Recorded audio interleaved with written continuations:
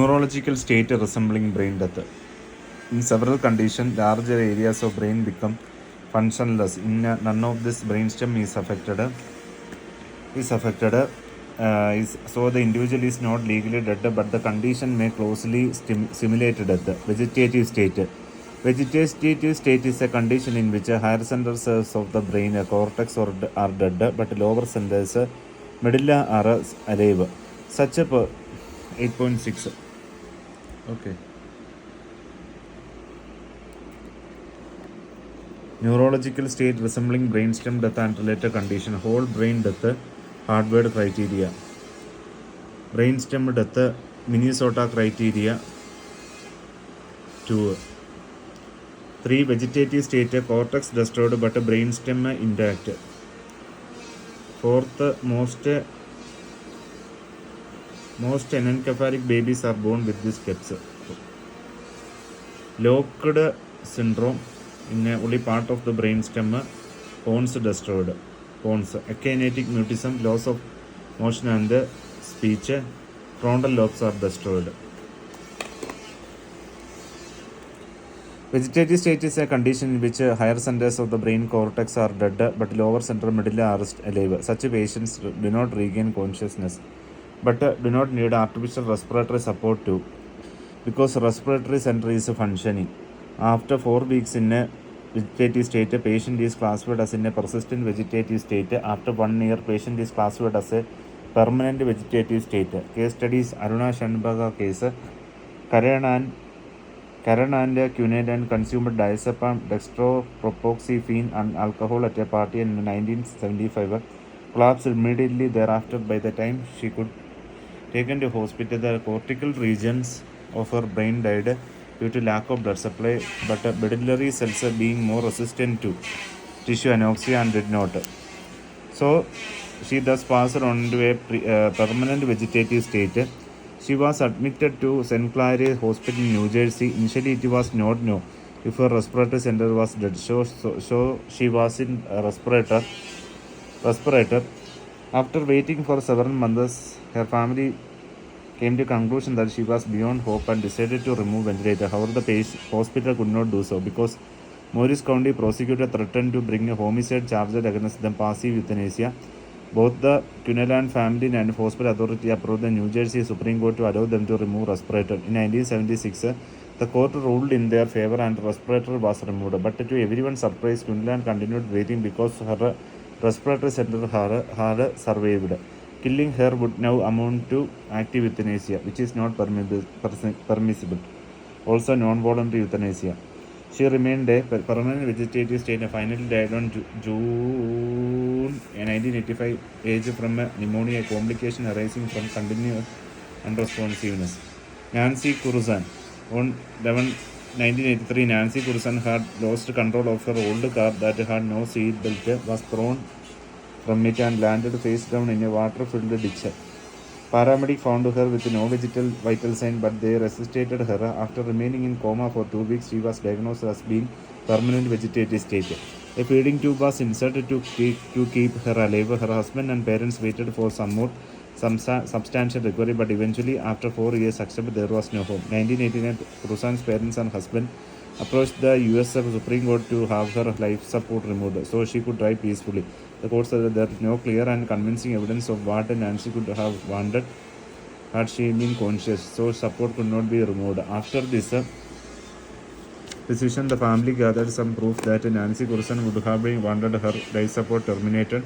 Eventually, won a court order from a Missouri circuit court to have her life support. Within 2 hours of the ruling, Curzon's doctor removed the tube. Her family kept a 24-hour vigil with her until she died 11 days later, December 26. Terry Chavo had a cardiac arrest and collapsed in her home in Florida on February 25, 1990 at 4:30 a.m. She passed into permanent vegetative state exactly for the same reason as a Cunellan. A feeding tube was inserted to continue nutrition. 1998, Terry's husband Michael petitioned the court to remove her feeding tube. She was opposed by Terry's parents, Robert and Mary Hinde, who argued Terry was conscious. The court determined that Terry would not be wished to continue life-prolonging measures Terry's feeding tube was removed for the first time, only to reinstated several days later. On February 25, 2000, a judge of the High Court ordered that the removal of the Terry's feeding tube. Her feeding tube was disconnected in March, died on March. It was a case of passive euthanasia, non-voluntary euthanasia. Locked-in syndrome. Locked-in syndrome is a condition caused by destruction of the cells in a ventral pons. Figure 8.6. Ventral pone. What is this?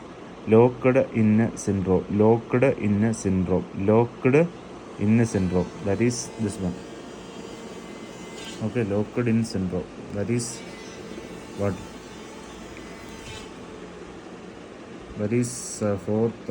The locked-in syndrome. Only part of the brainstem. Pons destroyed. Pons. Destruction of cells in the ventral pons. Medullary cells are spared. The only upper part of the brainstem is destroyed. Name was first coined by Plumman position, although a fictional locked-in condition was mentioned earlier.